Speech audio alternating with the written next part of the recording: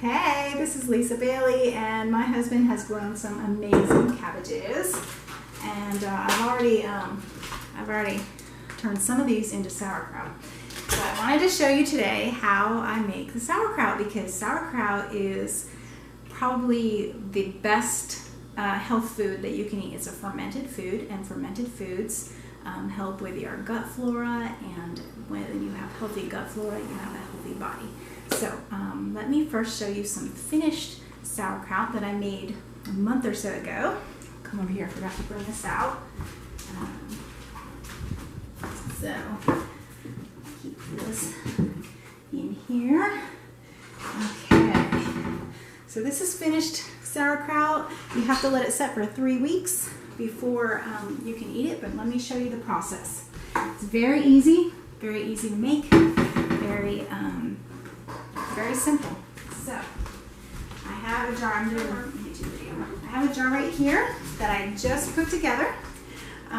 You'll notice that I have a plastic lid and a glass jar. That is the best, because if you have a metal lid, it will rust because there's salt in this. So this is shredded cabbage, 1 teaspoon of salt per quart. So this is a gallon, so I have 4 teaspoons of salt in here. And then I just threw in a little bit of dill, just because we have fresh dill. I just used pink Himalayan salt. I don't think there's a special salt you need. You can use kosher salt if you want to. Right here I have a jar that I've just filled. I fill it, I use my food processor to shred up the cabbage. I fill this about halfway, put in half the salt, put in some water. It has to be filtered water. You cannot use chlorinated water. It will kill off the good bacteria that is growing from the cabbage. So you have to use filtered water. So anyway, and then I fill this the rest of the way. You can see on the top here that I have just put in the last half of the salt, and I'm going to finish filling this. Got that? I'm going to finish filling this with water. Our tap water has a filter on it, so I can use plain tap water because our whole system has a filter on it that you pack that cabbage in there real good, and then you fill that up with water all the way. So I'm just going to put the plastic lid on that. And I wash these jars. Everything has to be very clean before you start. I'm kind of showing you the end to the beginning. But everything has to be very clean. You want to make sure your hands are washed really well. You do not want any bacteria getting in, any bad bacteria getting in these jars. So now we have another finished product, and I'm going to show you from the beginning. All right, this is my food processor. It's broken, so I have to use it backwards. You do not have to use, you want to get a headshot here. You do not have to use a food processor. You can just chop your cabbages up with a knife or whatever you want to do. You do not have to use a food processor. I choose to wash these cabbages and peel off the outer leaves, and then I cut out the core. So just get rid of that core. This is I don't know what kind of cabbage this is. It's some sort of loose cabbage. And then this one here is a more traditional cabbage. I'll show you this one. So this one you can see is much denser than this. It doesn't matter what kind of cabbage you use. All right, cut out the core. You can see the core right there. I'm going to cut around that. And cut that out of there. And we just give that to the rabbits. So anyway, cut these in pieces that will fit in my food processor, or you can just take your knife and just chop and shred. It does not have to be tiny. We like it shredded thin. I use a 2mm blade, but you do not have to. A 4mm blade. Let me just show you that. In your food processor will work just fine. I had to buy this one special for 2mm, but like I said, 4 would work just fine. My food processor is broken, so I have to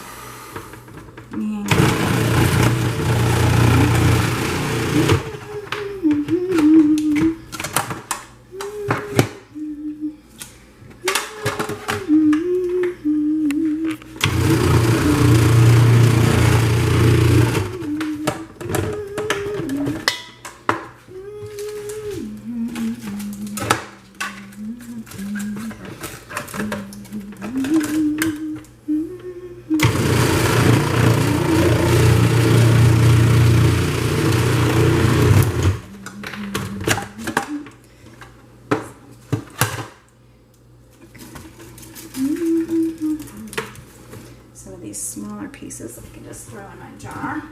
So this jar I just washed really well. I rinsed it out with vinegar. I wipe my counters down with vinegar before I start. So that just gets rid of the bad bacteria, puts the good bacteria over everything. So this is cleaned and rinsed with vinegar. And like I said, plastic lid. If you do not have a plastic lid, you only have a metal lid on your jars, I have some like that, you can put like a Ziploc bag or something under your lid before you screw it on. Anyway, back to this. Get some cabbage here.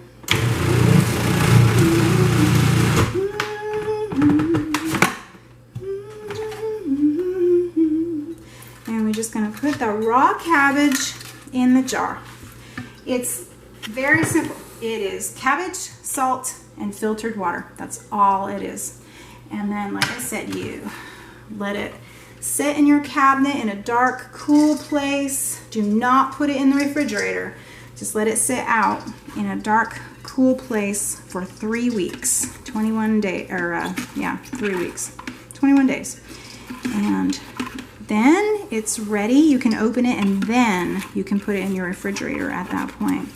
So we're just gonna put this cabbage in here and pack it down. I just like to put a bowl under my jar so I can keep it a quick process. Just put that right back in there.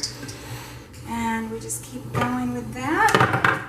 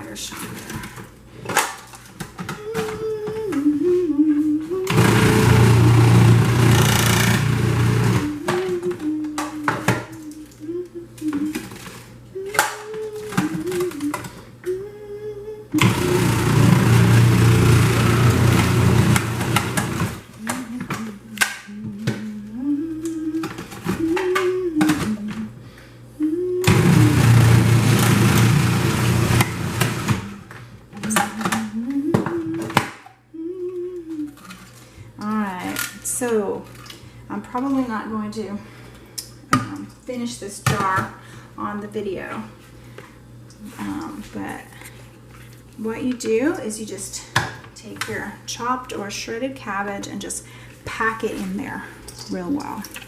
Just gonna put that right in and like I said, make sure your hands are clean, make sure your utensils are clean, your jars are clean, your countertop, everything needs to be cleaned well before you start. You can do this with cabbage from the store. You can do this with cabbage from the store, but I like to take it fresh out of the garden and right in here so it has the best good bacteria, the most good bacteria. So like I said, I fill this about halfway. Then I'm going to add half of my salt, which is 1 teaspoon per quart. You can do this in a quart jar. Very easy in a quart jar. This is a gallon jar, so I'm going to put 2 teaspoons in now, fill it partly with water, and then add 2 teaspoons once it's full, and finish filling it like I showed you before. So that is how to make homemade sauerkraut. Like I said, you let it set for 3 weeks and then open it and enjoy it and keep it in the refrigerator after that. And welcome good health. Bye-bye.